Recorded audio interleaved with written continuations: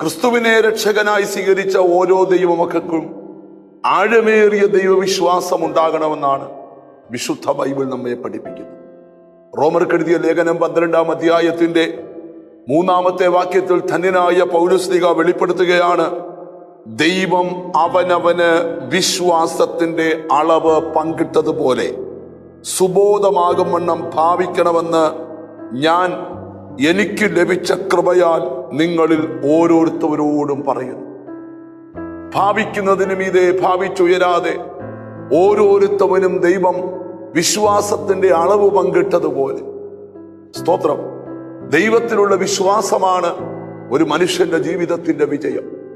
എബ്രായ ലേഖനം 11-ാം അധ്യായം ദൈവത്തിന്റെ അടുക്കൽ വരുന്നവൻ ദൈവമുണ്ടെന്നും തന്നെ അന്വേഷിക്കുന്നവർക്ക് പ്രതിഫലം കൊടുക്കുന്നുവെന്നും വിശ്വസിക്കേണ്ടതാണ്. വിശ്വാസം കൂടാതെ ആർക്കും ദൈവത്തെ പ്രസാദിപ്പിക്കാൻ കഴിയത്തില്ല. എൻ്റെ അകത്തൊരു വിശ്വാസമുണ്ട്, കേൾക്കുന്ന നിങ്ങളുടെ അകത്തൊരു വിശ്വാസമുണ്ട്. ബൈബിളിൽ പറയാം, നിങ്ങൾ വിശ്വാസത്തിൽ ഇരിക്കുന്നുവോ എന്ന് നിങ്ങളെ തന്നെ പരിശോധിപ്പീൻ. വിശ്വാസത്തിന്റെ ശത്രു എന്ന് പറഞ്ഞാൽ അവിശ്വാസമാണ്. വിശ്വാസം കൊണ്ട് ഹൃദയം നിറയേണ്ട ഭാഗത്ത് അവിശ്വാസം കൊണ്ട് ഹൃദയം നിറയുന്ന അനുഭവം.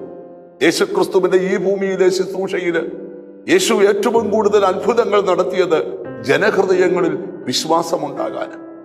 സ്തോത്രം. യേശുക്രിസ്തു പറയുന്ന ഒരു കാര്യമുണ്ട്, ദൈവത്തിന്റെ വിശ്വാസമുള്ളവരായിരിക്കുവേ. യേശുക്രിസ്തുവിൽ എങ്ങനെ വിശ്വാസമുണ്ടായിരുന്നോ അതുപോലൊരു വിശ്വാസം നിങ്ങളിലും ഉണ്ടാകട്ടെ. സ്തോത്രം. അവിശ്വാസത്തെ ദൈവം പ്രോത്സാഹിപ്പിച്ചില്ല. ശിഷ്യന്മാരൊരിക്കൽ സ്തോത്രം കർത്താവിന്റെ അടുക്കൽ വന്നപ്പോൾ കർത്താവ് ചോദിക്കുക, അവിശ്വാസവും കോട്ടവുമുള്ള തലമുറയെ എത്രത്തോളം നിന്നെ ഞാൻ സഹിക്കും?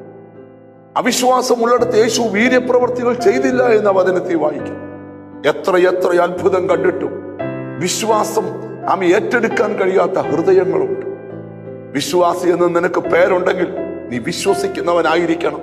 പേരുകൊണ്ട് വിശ്വാസിയും ഹൃദയം അവിശ്വാസം കൊണ്ട് നിറയുന്നെങ്കിൽ നിന്നെ വിശ്വാസി എന്ന് വിളിക്കാൻ പറ്റത്തില്ല. വിശ്വസിക്കുന്നവൻ യേശുക്രിസ്തുവിലെ പൂർണ്ണമായ വിശ്വാസം സ്വീകരിക്കണം. ഇന്ന് ഈ മെസ്സേജ് കേട്ടുകൊണ്ടിരിക്കുമ്പോൾ നിങ്ങൾക്ക് കർത്താവ് അളവിട്ട് തന്ന വിശ്വാസം, ഹല്ലേലൂയ. ദൈവം ഓരോരുത്തരും വിശ്വാസത്തിന്റെ ഓരോ ലെവലാ തന്നേക്കും. നിങ്ങൾ വിശ്വസിക്കുന്നെങ്കിൽ ദൈവത്തിന്റെ പ്രവൃത്തി ഈ ദിവസങ്ങളിൽ കാണും. യേശു ഉയർത്തെഴുന്നേറ്റ ശേഷം ഒരു ഭൂതത്തെ പോലും ശാസിച്ചില്ല.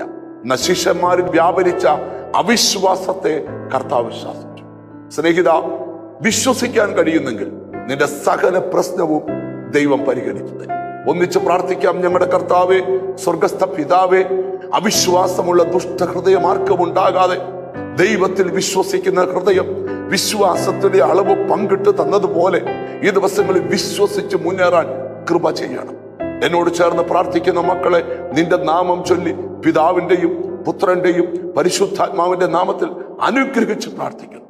അവർ അനുഗ്രഹിക്കപ്പെടട്ടെ, യേശു ക്രിസ്തുവിൻ നാമത്തിൽ തന്നെ. ആമേൻ. ഈ ദിവസങ്ങളിൽ വിശ്വസിക്കാം, ദൈവം പ്രവർത്തിക്കും. God bless you.